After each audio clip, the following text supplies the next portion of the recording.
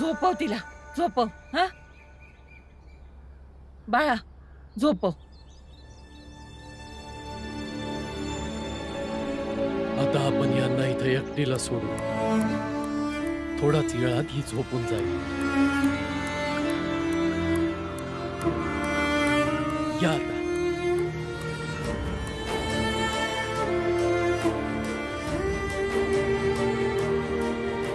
घाबरण्यासारखं काय नाही रामजी. ती थोड्या वेळामध्ये उठल आणि बरं वाटेल तिला. काका काका थांबा. तुम्ही आई बरोबर असं काय केलं ज्यानं आईला बरं वाटायला लागलं? कारण माझ्या आयुष्यामध्ये बी रोज अडचणी येतात आणि प्रत्येक जण फक्त अडचणी वाढवायलाच बघत असतो. त्यामुळे मला लय त्रास होतो आणि त्यामुळे अभ्यासावरून माझं लक्ष भरकटायला लागतं. सांगा ना, म्हणजे अडचणीतनं बाहेर पडून मी माझं लक्ष अभ्यासावर देऊ शकेन.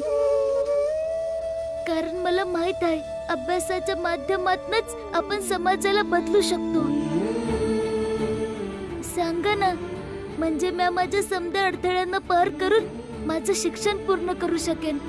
कारण मला शिकायचं आहे. जगात जितका अभ्यास आहे मला समजा शिकायचं आहे. पण अडथळे लय आहेत. पण मला असं वाटतं का अडथळ्यांमधनं बाहेर पडण्याचा मार्ग तुमच्याकडे आहे. सांगा ना, तुम्ही आई बरोबर असं काय केलं?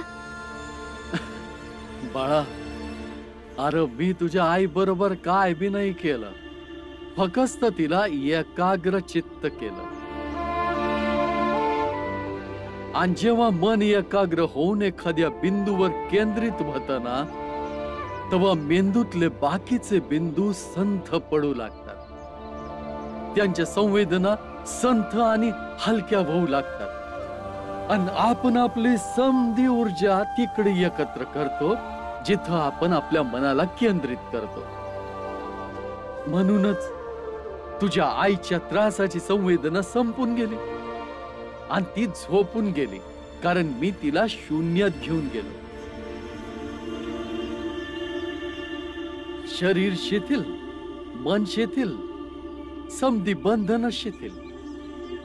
आणि या प्रक्रियेमध्ये तिच्या मनातलं समद कोलाहल शांत झालं आणि ती झोपून गेली. पण काका, हे ज्ञान कुठनं मिळालं तुम्हाला? सांगतो बाळा, सांगतो.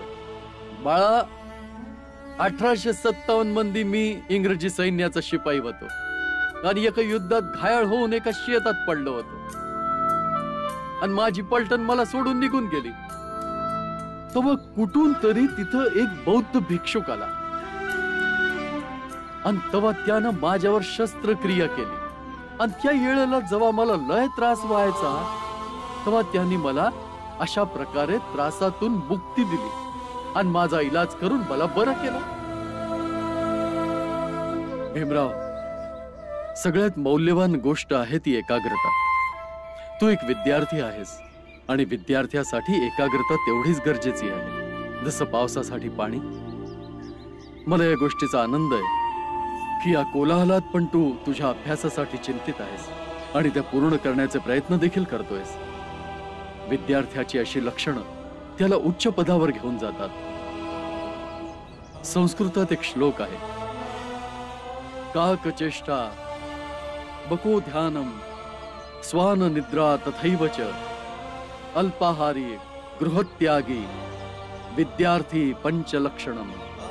म्हणजेच कावळ्यासारखा प्रवास करणारा, बगळ्यासारखं ध्यान धरणारा, कुत्र्यासारखी झोप, जराशा आवाजानं सावध होणारा, कमी जेवण करणारा, घराचा त्याग करणारा, ही सगळी सर्वश्रेष्ठ विद्यार्थ्याची लक्षणं आहेत. घराचा त्याग म्हणजे मला घराचा त्याग बी करावा लागेल? नाही बाळा, असं नाही आहे. ही लय जुनी गोष्ट आहे. जेव्हा शिकवण ऋषी मुनींच्या द्वारे दिली जायची आणि ऋषी जंगलामध्ये राहायचे, म्हणून विद्यार्थ्यांना शिकवण घेण्यासाठी स्वतःचं घर सोडून जंगलात जाऊन राहावं लागायचं. पण आता अशी गोष्ट नाही आहे. आता शिकवण जंगलातून बाहेर पडून नगरामध्ये आली आहे. त्यामुळे आता आपलं घर सोडायची गरज नाही. पण बाबा, शिक्षण घेण्यासाठी मला घर सोडून जावंच लागल. भीमबाळा, कुठं जाशील? 7 समुद्र पार. मला तिथं जाऊन शिकायचं आहे. मला बी ते शिक्षण घ्यायचं आहे, जे घेऊन मुठभर गोरी लोक आपल्या देशात शासन करतात. पण त्यांचं शिक्षण घेऊन मी या देशावर शासन नाही करणार, पण आपल्या लोकांना या शासनामध्ये भागीदार तर बनवू शकल ना. म्हणजे यापुढे ना कुणी आपली हिर अडवू शकन, ना आपला मार्ग.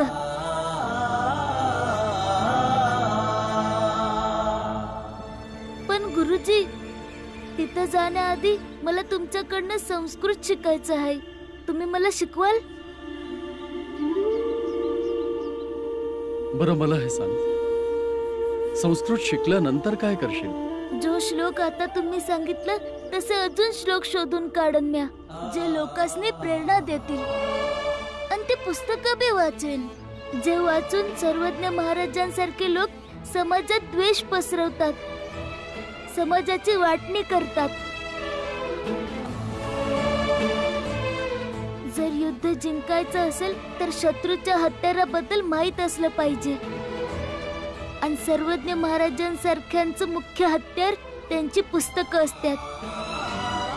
भीमबाळा, तुला एकसाथ काय काय करायचं? समद काही. बाबा, आपल्या बरोबर पण एकत्र समद काही होत असतं ना. बाबा, मला समद जाणून घ्यायचं आहे, समद करायचं आहे. आणि सर्वात आधी हे जाणून घ्यायचं आहे की धर्म काय आहे.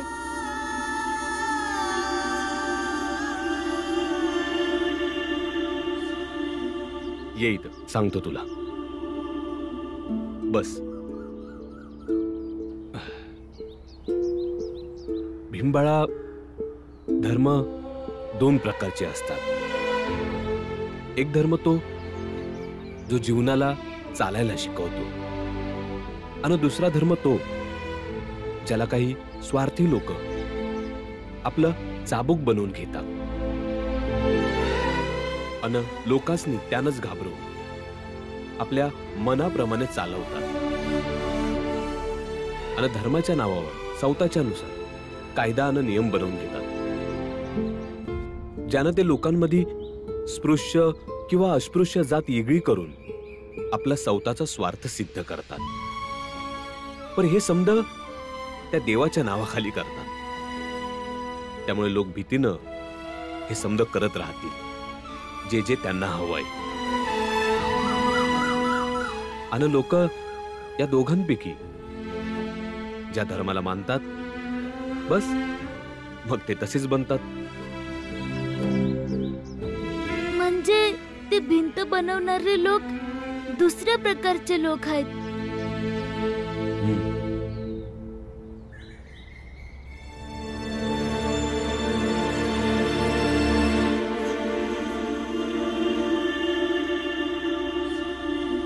यांना भिंती बनवण्यापासून थांबवावं लागेल. हळूहळू अडचणी वाढत चालल्या आहेत. काहीतरी मार्ग काढावा लागेल. माझ्याकडे या अडचणींवर एक मार्ग आहे,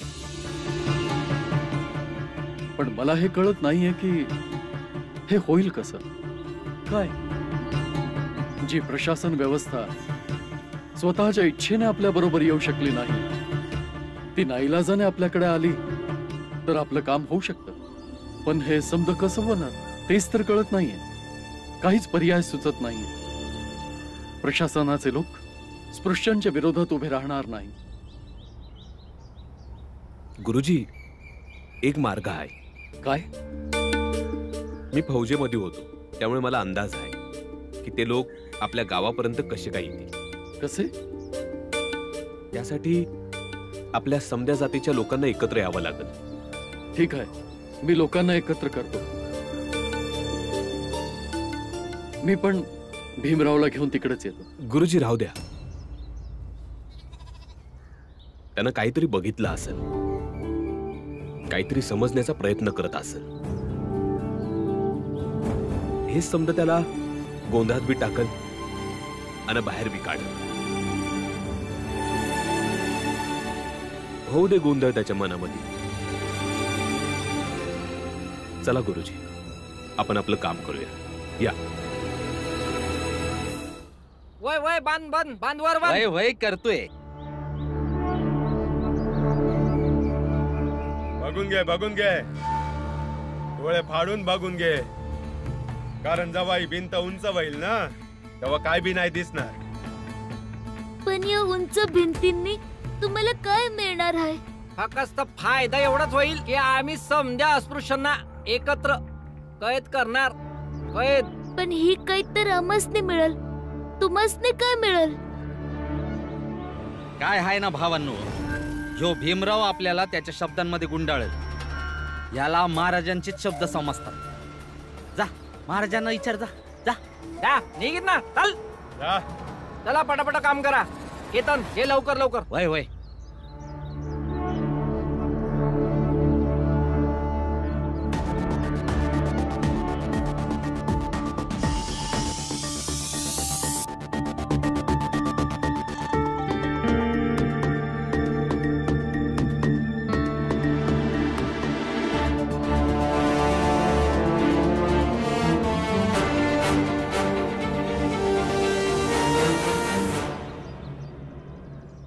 काय झालं?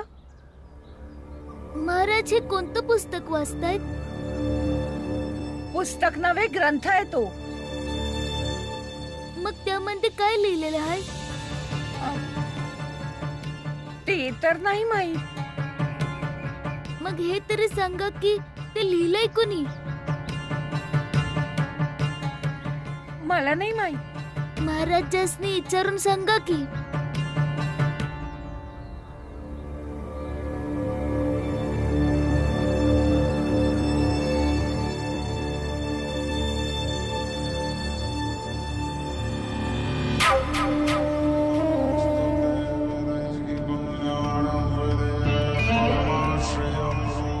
बोल,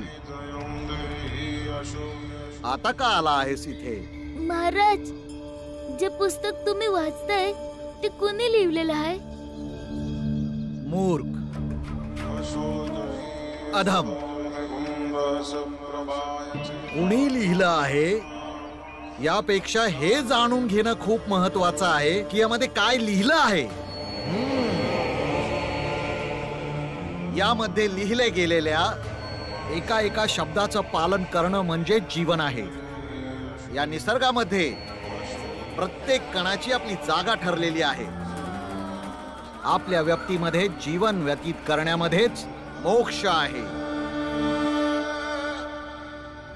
हा असो, तुला काय समजेल हे सगळं? तू तर एका अस्पृश्य जातीचा अज्ञानी आहेस. मला नाही माहित. मला एवढंच जाणून घ्यायचं आहे का पुस्तक कोणी लिहिलेलं आहे. आपल्या अस्तित्वापासून लांब जाण्याची चेष्टा करू नकोस. एवढं ज्ञानशास्त्र तुझ्यासाठी चांगलं नाहीये. जेव्हापासून या धरतीचं अस्तित्व आहे तेव्हापासून या पुस्तकांचं देखील अस्तित्व आहे. म्हणूनच तू यामध्ये तुझी अक्कल बुद्धी नको लावूस. तू ज्या वर्णामध्ये जन्माला आला आहेस ते तुझं अस्तित्व आहे. त्याचा स्वीकार कर, ना की दुसऱ्यांवर प्रश्न कर. महाराज, माझ्या मनामध्ये लय प्रश्न आहेत. आणि मला असं वाटतं की त्या प्रश्नांची उत्तर फक्त तुम्हीच देऊ शकता. कृपया मला प्रश्न विचारण्याची आज्ञा द्या. मला महाराजांशी एकट्यामध्ये बोलायचं आहे, एकांतात.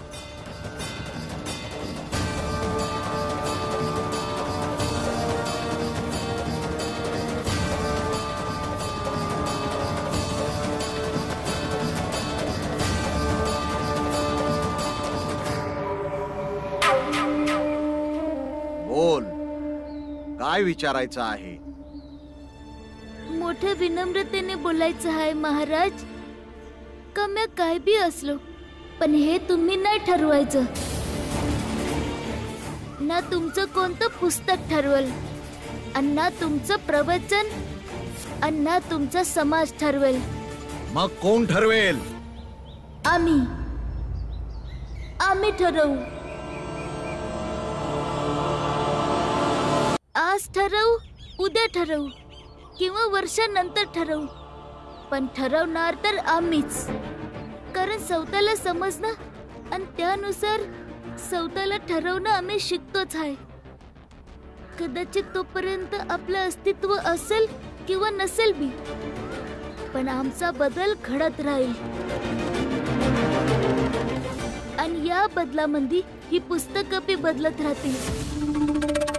आणि असं बी होईल का या बदलामध्ये काही पुस्तकांचं अस्तित्वच संपून जाईल, ज्यामध्ये समानतेचा, न्यायाचा, करुणेचा, प्रेमाचा उल्लेखच नसेल. कारण त्या वेळेला ज्या पुस्तकांमध्ये या समध्याविषयी लिहिलेलं असेल तोच त्या वेळेचा सर्वात मोठा ग्रंथ असेल. ही गोष्ट आज मला माझ्या बाबा आणि गुरुजींनी सांगितली. पण मी विचार केला, म्हटलं तुम्हाला येऊन सांगावं, कारण तुम्ही सांगितलेल्या गोष्टी लोक कान आणि डोळे बंद करूनही मान्य करतात.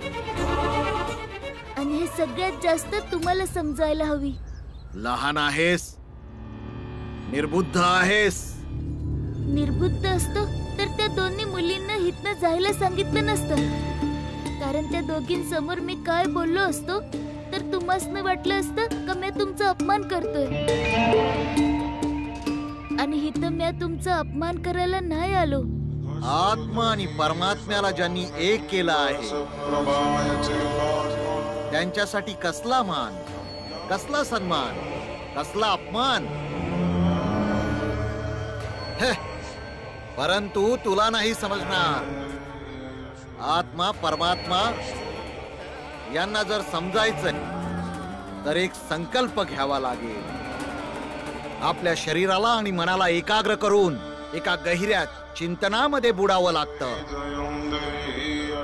अरे मोठमोठ्या लोकांना ह्या गोष्टी समजल्या नाहीत तर मग तू तर एक अस्पृश्य जातीचा अज्ञानी आहेस. तर तुला काय समजतील या गोष्टी? माझ्या आईला औषध द्यायचं होतं आणि औषधासाठी पाणी पाहिजे होतं. आणि तुम्हाला मानणारे लोक भिंत उभारण्यासाठी पाण्याचा वापर करत होते, पण मला पाणी नाही दिलं. जर हेच तुमच्या चिंतनाचं सार आहे तर हे चुकीचं आहे.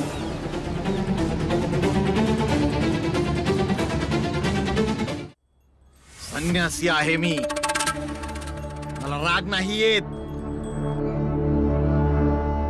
परंतु तू देखील तुझी मर्यादा विसरू नकोस. माझ्या मर्यादेला मी कधीच पार नाही केलं. फक्त समध्यांचा आदर करायचा हेच शिकलोय लहानपणापासून. तुमचा बी आदर करतो म्या, पण त्याच्या बदल्यात जर तुम्हाला माझ्या बाबा आणि दादा सारखं चिरडून टाकायचं असेल तर चिरडून टाका. याने आम्ही गप्प तर नक्कीच बसू, पण विचार करणं नाही सोडू शकत.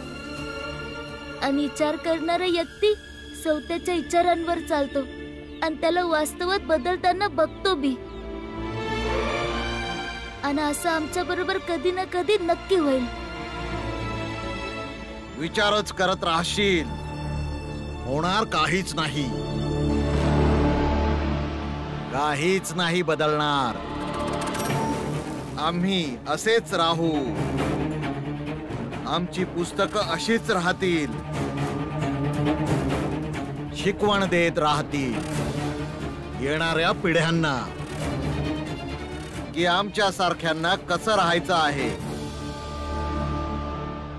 आणि तुम्हा लोकांना कसं ठेवायचं आहे. मग असं पुस्तक लोक वाचनच सोडून देतील. जे पुस्तक लोकांना द्वेष करायला शिकवतो, जे त्यांच्यात फूट पडतात, अशी पुस्तकं लोक वाचणारच नाहीत. आणि मग एक नवीन पुस्तक लिहिलं जाईल ज्याचं नाव असेल माणुसकी आणि आधार असेल बंधुत्व. आणि ते पुस्तक सगळ्यात श्रेष्ठ असेल.